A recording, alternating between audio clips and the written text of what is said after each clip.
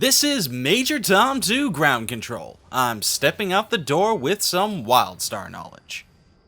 Today we're going to discuss Espers, the Master Illusionists.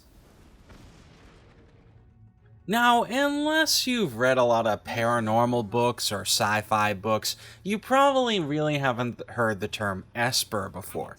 Esper is a term for any individual capable of telepathy, or telekinetic abilities, stuff like that. It's basically another fancy word for a psychic, and Espers and WildStar are absolutely no exception to this. They are potent illusionists capable of wielding telekinetic abilities and casting images directly into people's minds. They are pretty cool. It's a really interesting class. In combat, Espers wield the deadly Psy Blade, an elegant shuriken-like weapon that they control with their mind.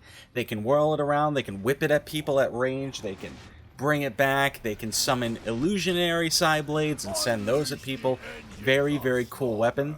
It takes a lot of finesse to control, which is why only Espers are basically permitted to use them, and nobody else really has a way of getting it back after they've thrown it. You kind of need telepathy to do that sort of thing, so there you go, that's the Psy Blade. Espers, of course, wield telekinetic energy and illusions. Their illusions are powerful, and they are convincing enough to cause very real damage to foes, or healing to allies. It's really important to keep that in mind. A lot of their abilities have to do with illusions and manipulating people and convincing them that they're being hurt or healed to the point where they actually are. It's weird, but interesting. Espers also wear light armor, of course, as they are the stereotypical caster-type class in this game. And lastly, they are restricted to human, Kazian, Aran, and Chua, which means the Makari, the Draken, the Granuk, and the Mordesh cannot take the Esper class. Now, I'm having trouble trying to think of reasons of why, but Granuk are probably not open-minded enough to be Espers. They probably can't think in the abstract ways that a psychic would have to actually manipulate such powers. Mordesh are undead, so their brain synapses have probably decayed to the point where they can't actually manipulate psychic energy. Makari are robots. Makari cannot be psychics.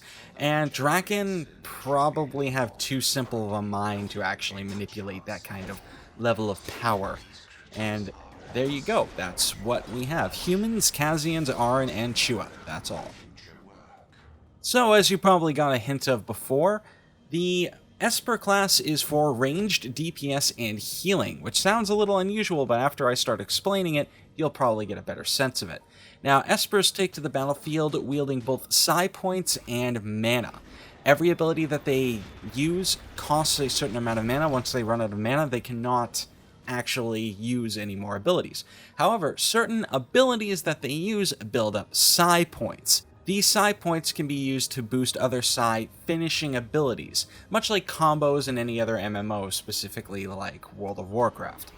Their innate ability is called Spectral Form. It passively generates 1 Psy point per second and increases the Esper's damage mitigation. They can use this to get out of trouble and then deal punishing damage to the person who approached them.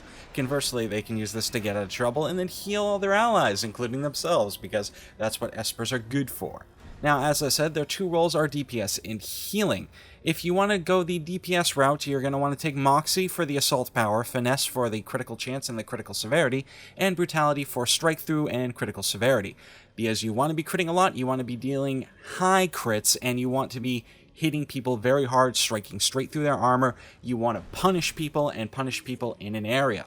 Espers, of course, focus on long-range damage and large area damage, blasting large number of foes from the back ranks with their powerful mental abilities.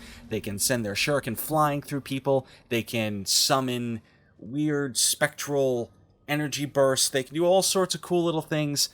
It's a really cool class. I really recommend checking it out if you're interested in DPS. It's really fun. I had a lot of fun playing this class as a DPS character. Healing, on the other hand, I didn't do a whole lot of because I didn't get to do a lot of group, and healing is kind of something you want to do with a group in WildStar, otherwise you just don't have the damage to finish off a foe. So with healing, you're going to want to take Insight, Finesse, and Brutality, which is for support power. Again, you want the critical chance and the critical severity and the strike through.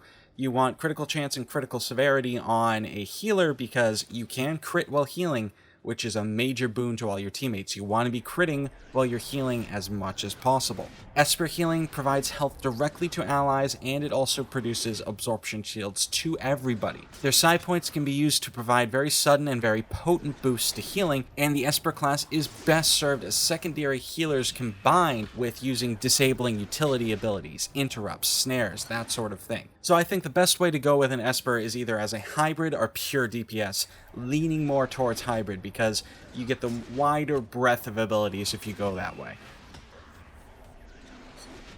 And that about wraps it up for Espers. I do hope you have enjoyed. If you feel like I missed anything important, please let me know in the comments below. If you'd like to learn more about the Esper class, or just more about WildStar, I highly recommend you check out the WildStar wiki by clicking the link in the description, or by going to wildstar.gamepedia.com. Please remember to like this video and subscribe to show us your support, and I'll see you all next time.